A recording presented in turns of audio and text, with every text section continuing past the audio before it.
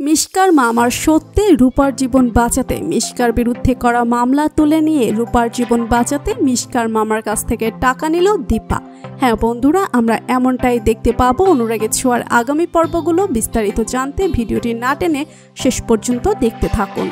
রূপার অবস্থা খারাপ পর্যায়ে গেলে রূপাকে হাসপাতালে নিয়ে আসা হবে। ডাক্তাররা তাকে আইসিইউতে নিয়ে যায়।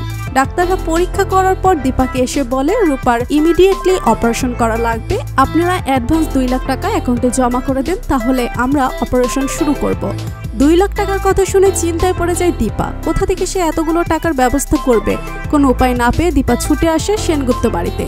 লাবণ্য সেন দীপাকে দেখে বলে, তুমি এ বাড়িতে কেন এসেছো দীপা? তোমাকে না এই বাড়িতে আসতে মানা করেছি। দীপা তখন লাবণ্য সেনের পায়ে পড়ে কান্নাকাটি করে। লাবণ্য সেনকে দীপা বলে, আপনারা আমার মেয়ের জীবনটা ভিক্ষা দিন, ও তো আপনাদেরই রক্ত।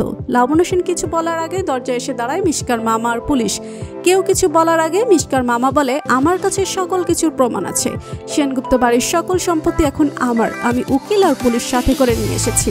আপনারা এখন এই বাড়ি খালি করে দিন। যা শুনে তো অবাক হয়ে যায় সেন বাড়ির সবাই। মিশকার মামা দীপাকে বলতে থেকে, কেঁদো না দীপা, তুমি যদি আমার সাথে রাজি হও তোমার মেয়ের চিকিৎসার জন্য যত টাকা লাগে সব টাকা আমি দেব। তখন দীপা বলে, কি সত্য?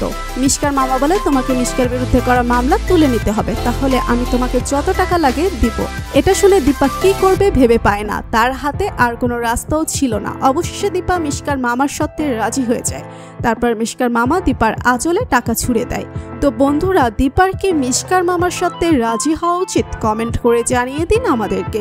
ভিডিওটি ভালো লাগলে লাইক, কমেন্ট, শেয়ার করুন। আমাদের চ্যানেলে নতুন হয়ে থাকলে চ্যানেলটি সাবস্ক্রাইব করে বেল আইকনে ক্লিক করে রাখুন, যেন অনুরাগের ছোঁয়ার যে কোনো নতুন আপডেট সবার আগে পৌঁছে যায় আপনার কাছে। ধন্যবাদ সবাইকে।